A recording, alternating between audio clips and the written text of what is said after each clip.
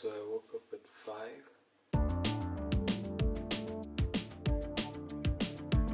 I have had a history of forcing myself to work even when it did not feel justified. This draining approach caught up with me in the past few months and I felt miserable. Because of that, I put a pause in the work that I did, and although I was able to get through the semester despite not putting in as much effort as I used to, my final exams came, and as the deadline approached, I realized that I would have to do something very drastically different if I wanted to get through these exams. Ultimately, with the thrill of ambition in my mind and the pressure of final exams pushing me into action, I decided to go ahead with the challenge, and this is how it went. Okay, so on the night of the day before my challenge began, I sat down and I began to journal about the different things that could jeopardize me being able to stick to these habits throughout the next around 30 days. One of the first things that I wrote about was maximizing positive emotion, broadly speaking. By that I meant that in the time that I'm not working, I should focus on making the day as enjoyable as possible. Now that entailed just allowing myself to do whatever I want to do. So I decided that I would watch one episode of an anime that I liked every day around breakfast time, right when I was done with my challenge. And I wouldn't force myself to do things that I believe I should do. So if I think that I should be more social, I would not force myself to do that. So that was thing number one.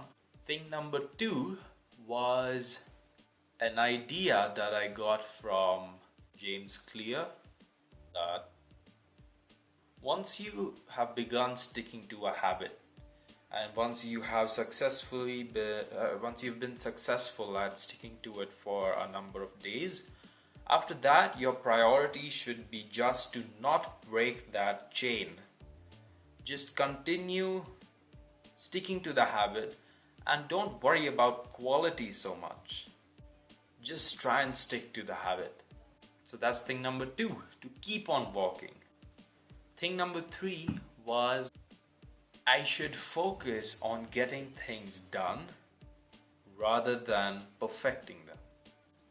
Now the next thing was that I should not become egotistical, or because I follow this kind of a routine while other people that I know do not, because that would be related to something that I did, which was compare myself with other people, which is not the best way to measure progress.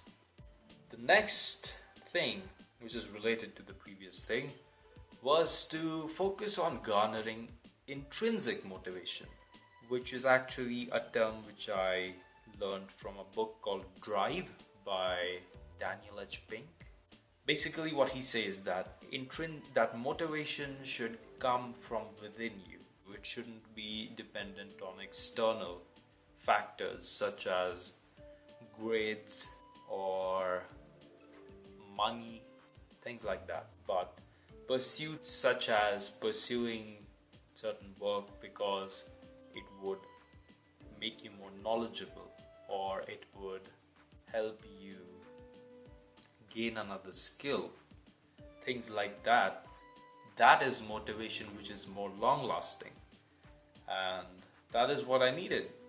I needed motivation which was more long lasting, so I kept in mind to focus on intrinsic motivation. Next thing was also focusing on sleep. A huge point when it comes to sustaining these habits is to make sure that I'm getting enough sleep. That would require me to sleep a lot earlier than I was before, I intended to be in bed by around 8 o'clock. And that also required me to have an early dinner and things like that. So, things like that I wrote about. So, speaking of sleep, what ended up happening after I had done that session of journaling was that I turned off the lights pretty early, but I ended up sleeping around 2 a.m. Since the challenge had already started, I decided to stick to the 5 a.m. waking time, and that meant that I woke up at 5 looking like this,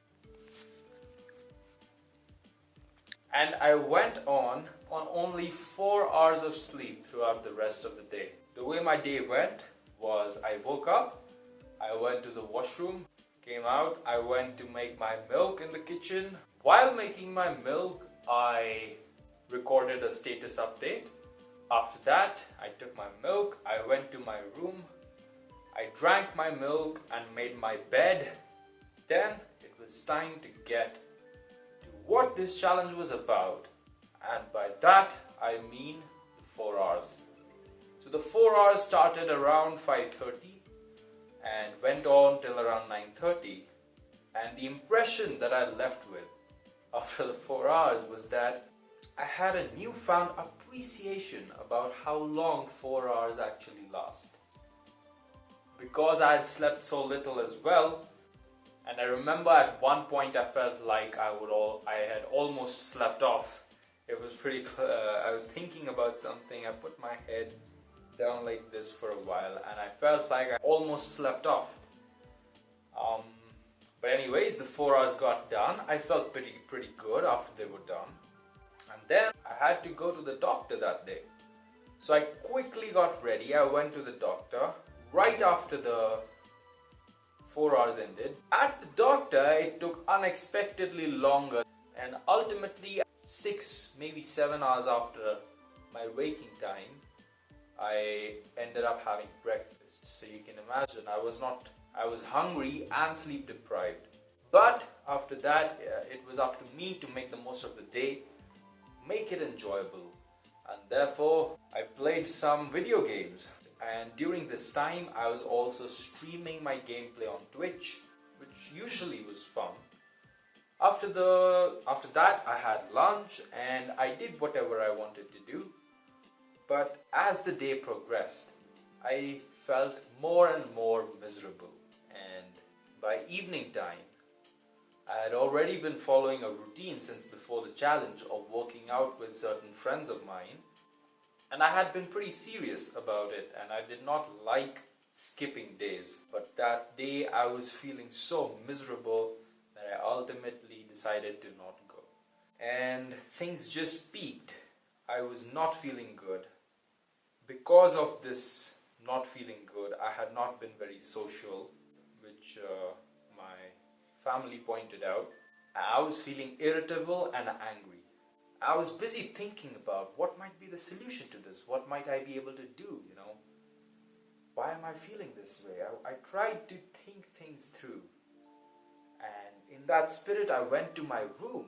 And it was just such a dark, low point. I think it was the lowest point in the challenge. But as I kept on thinking, I eventually had a thought that I am sick and tired of thinking. I just want a break. I ended up deciding that I would try and just not think, even if that requires some amount of repressing things. I will just try and not think and get through the rest of the day. And that worked. And I ended up working out on my own a little bit. After that, I bathed. After that, I had an early dinner.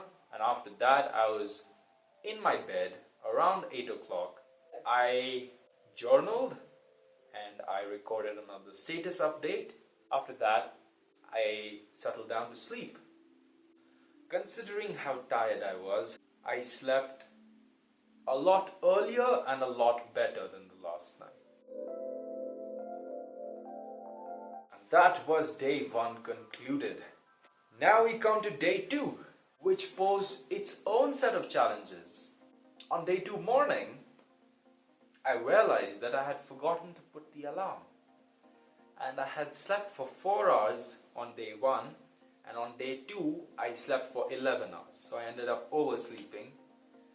This put me in a tricky situation because right from the moment I woke up on that day, it was already decided that I won't be able to meet 100% of my goal.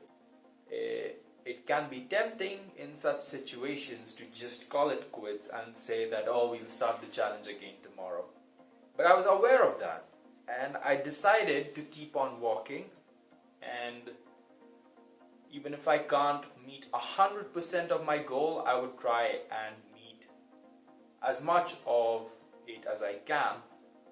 And that meant that I would still try to get in my 4 hours. I would put in 2 hours from 9 to 11 a.m., have my breakfast between 11 to 12, also watch that episode of Attack on Titan, and from 12 to 2, I would put in the remaining 2 hours of work. Then I would straight away have lunch and continue with the rest of my day. That was what ended up happening, and I considered it a special kind of a victory. And that was how day 2 ended. Although there was also the fact that I was still not feeling very social, although this did reduce as the challenge progressed.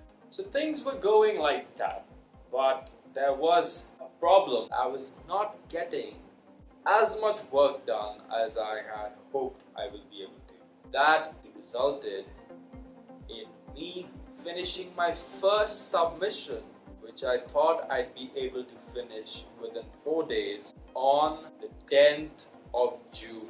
There was also a day, I believe the 9th of June, when I sat down. I wasn't feeling my flight working, but I forced myself, and ultimately I was just not in it anymore. I ended up spending those whole 4 hours just thinking about, why I don't want to work. In the spirit of maintaining the streak, I got through those 4 hours, which by the way were especially long, but I did not make significant progress with respect to the submission.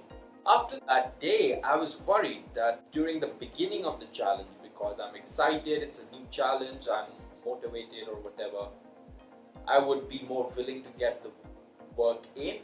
But as the days progressed, I noticed that, this was not as fun anymore. It was becoming kind of tedious. And it seemed like this was the day when things seemed to hit a low point. And I wondered that, is the trajectory only going to go lower and lower and lower? And that I feared, but that kind of a day, that kind of a low point, it never happened again, which was absolutely amazing. Which is a testimony to the idea of keep walking that James Clear had suggested.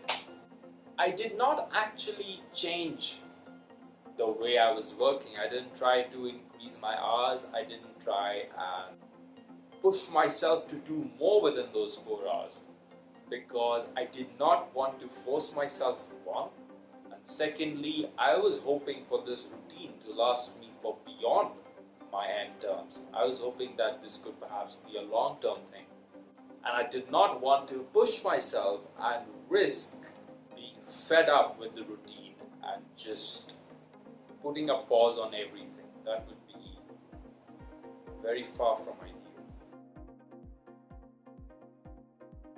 In light of the lesser amount of work that I was getting done, I began to feel like if this goes at a linear pace, that is not going to get me done on time.